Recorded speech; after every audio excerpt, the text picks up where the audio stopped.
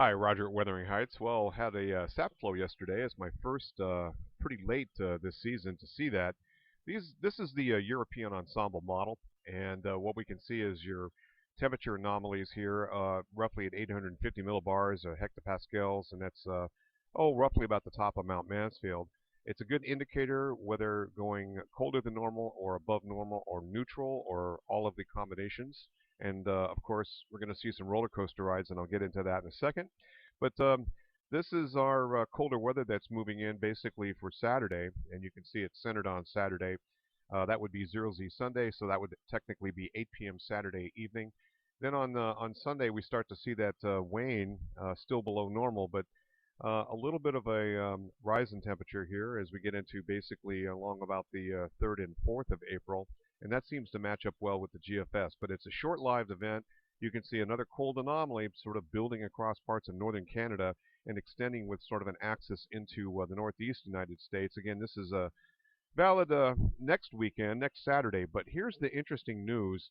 The ensembles don't show this, but some of the models are trying to indicate a little bit of a maximum here. So it might be just a roller coaster ride, a very short-lived spike, which would not show up well with these overall ensembles and the ensemble models with the general homogenization, if you will.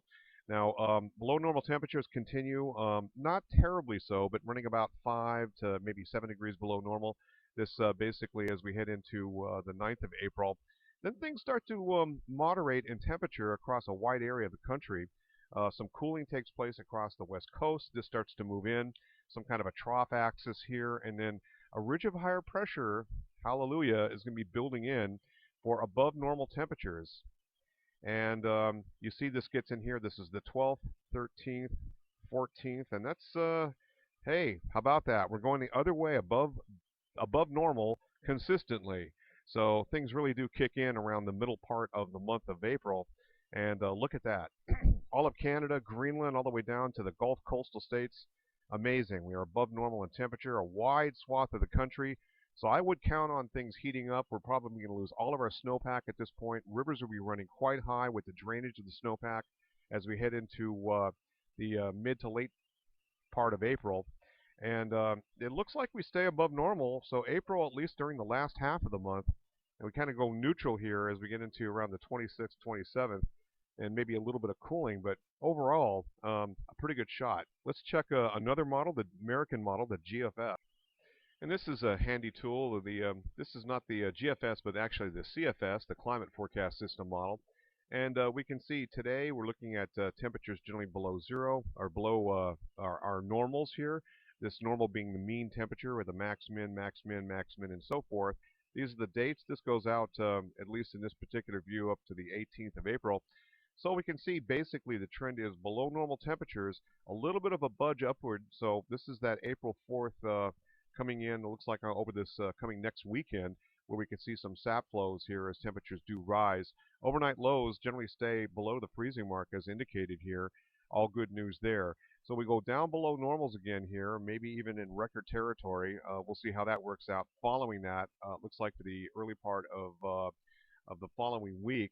And then temperatures try to climb back a little bit and stay just a little bit below normal. Now, last time we looked at this, the temperatures were indicated that they would be in the normal range. And where normal highs, for example, are basically in the 50s at this point along about the 12th, 13th, 14th of April.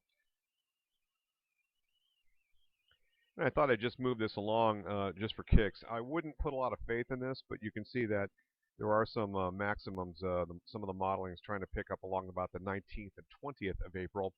So I think probably somewhere in, at this point, sugaring season is going to be over. It's just a guesstimate and estimate right now as it looks, as our normals are significantly warmer and temperatures at night well above the 32-degree mark.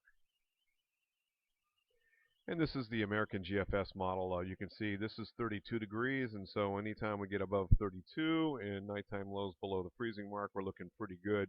Still a little bit of a struggle here according to the American GFS. This is that exceptionally warm temperature. But let's check the more trusted European model. And this is the same time frame. And you can see temperatures indicated pushing toward 60 degrees, and this would be valid It looks like either Friday, probably Friday afternoon. So we'll see if this continues like this.